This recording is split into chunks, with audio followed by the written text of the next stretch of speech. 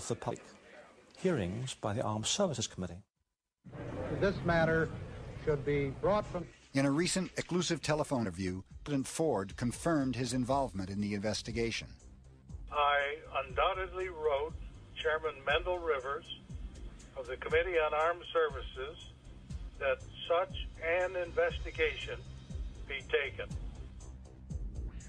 Congress heard testimony from a number of witnesses. Former Marine Corps Major Donald Kehoe asserted that there was far more to UFOs than swamp gas. In fact, the Air Force at one time had a top-secret estimate that these things were interplanetary spaceships. To date, we have over 10,000 cases at Wright-Patterson Air Force Base, of which 646 of these remain unidentified. The Air Force has been accused from time to time of hiding information about UFO. What do you have to say to that, Colonel Patrick? Well, these charges are absolutely untrue. The Air Force continued to maintain that it was hiding nothing. And we've always honored accredited media when they want to investigate a given specific sighting. There's nothing to hide. There's nothing to hide at all. Now, this is not an attack on the Air Force spokesman or the project spokesman. They are simply following orders to explain away all UFO sightings as quickly as possible when they become public and deny that UFOs really exist. So it was pressure from Congress that led to the study. It ended up not being an open study. It was a few days long. It ended up by being a project given to university that lasted 18 months. In an effort to maintain a neutral investigation, it was assigned to the University of Colorado. The university gathered a team of 11 eminent scientists. They were to analyze and make public their conclusions of the most compelling UFO cases. As reported in a 1968 feature article published by Look magazine, the university study was doomed from the beginning.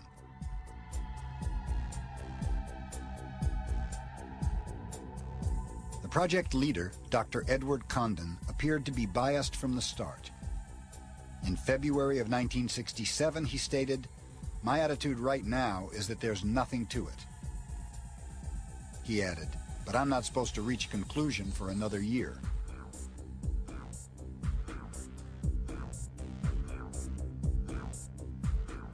The Look article goes on to describe how 2 scientists were fired over a leaked memo written by one of the project's managers. This memo dictated what the project's conclusions were to be before the project even started.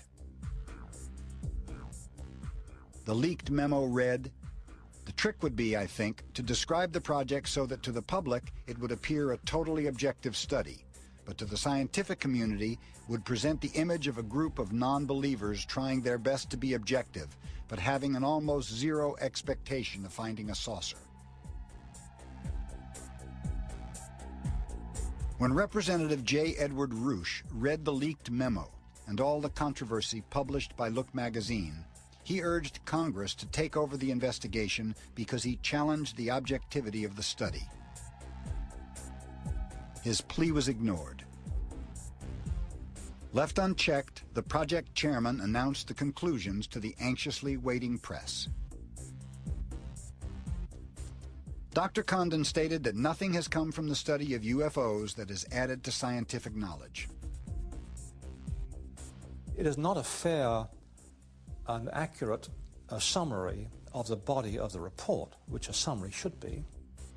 3 decades later, Dr. Peter Sturrock, an astrophysicist from Stanford University, takes a close look at some of the case studies never mentioned in Condon's summary. The Condon report is really a complex document. If you're looking for what they thought were wild goose chases, you'll find those. If you're looking to see whether there are any intriguing cases that were really challenges to the staff, you'll find them. And if you want to see whether the staff thought anything was what they call, quotes, a real UFO, you'll find that too. There are 2 radiovisual cases analyzed by MacDonald and Thayer. In conclusion, although conventional or natural explanation certainly cannot be ruled out, the probability of such seems low in this case, and the probability that at least one genuine UFO was involved appears to be fairly high. Another case summary was that This must remain as one of the most puzzling radar cases on record, and no conclusion is possible at this time. And there are two photographic cases analyzed by William Hartmann, who he thought were possible UFOs. This is one of the few UFO reports in which all factors investigated, geometric, psychological, and physical, appear to be consistent with the assertion that an extraordinary flying object, silvery, metallic, disc-shaped, tens of meters in diameter, and evidently artificial, flew within sight of two witnesses. But they do not feature at all in Condon's summary. Part that most people read, the part that the press referred to, were the few pages of recommendations and about one chapter, a short chapter of summary that were written entirely by Condon. While the panel of scientists conducted an objective investigation as requested by Congress, the project leader appeared to have ignored the data and asserted that there was nothing to the UFO phenomena.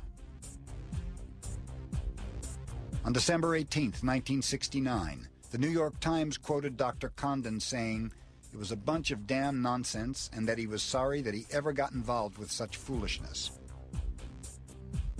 Condon's 30-year-old conclusions are still being used today as a benchmark to prevent further official scientific investigation.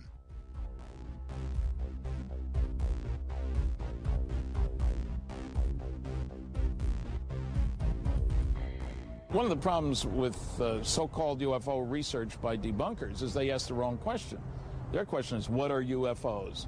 Really what they're saying is, are all UFOs alien spacecraft? And the answer, of course, is no. The proper question is, are any? It appears that many people in power are being kept out of the loop regarding the UFO phenomenon. At the same time, covert operations being conducted by the military-industrial complex seem to have escaped government supervision.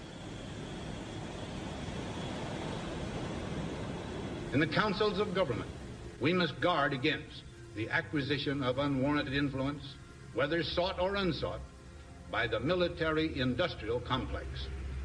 In his farewell address to the nation, President Eisenhower cautioned the public about the relationship between the U.S. military and the industrial sector which supplies the military with weaponry and equipment. Eisenhower felt that if gone unchecked, the military-industrial complex would become too powerful. The potential for the disastrous rise of misplaced power exists and will persist. We must never let the weight of this combination endanger our liberties or democratic processes. But I think he was telling us the military-industrial complex will stick you in the back if you are not totally vigilant. And I think he felt like he had not been vigilant. I think he felt like he trusted too many people. Brigadier General Stephen Lovkin served under President Eisenhower in the White House Army Signaling Agency. He recalls Eisenhower's concern with the military-industrial complex. He realized that he was losing control. He realized that the phenomenon of whatever it was that we were faced with was not going to be in the best hands, and those were the, as far as I can remember, that was the expression that was used. It's not going to be in the best hands.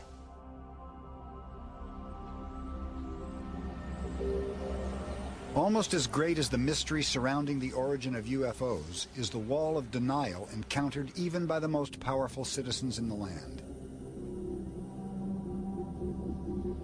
In October of 1969, President Jimmy Carter, who was then governor of Georgia, had a UFO sighting. He filed a report with the National Investigations Committee on Aerial Phenomena. In the report, he described a sharply outlined, self-luminous object about the size of the moon. It maneuvered silently in front of 10 witnesses. At a recent book tour, we asked President Jimmy Carter about his sighting. What happened to the UFO? I don't really know what happened to it. I saw one, but I don't know what, it just disappeared. Well, this is the first. The president... During Jimmy Carter's presidential campaign, he promised to make public what the government knew about UFOs. In an effort to fulfill this promise, President Carter's scientific advisor, Frank Press, wrote a letter requesting that NASA lead the investigations into the UFO phenomena.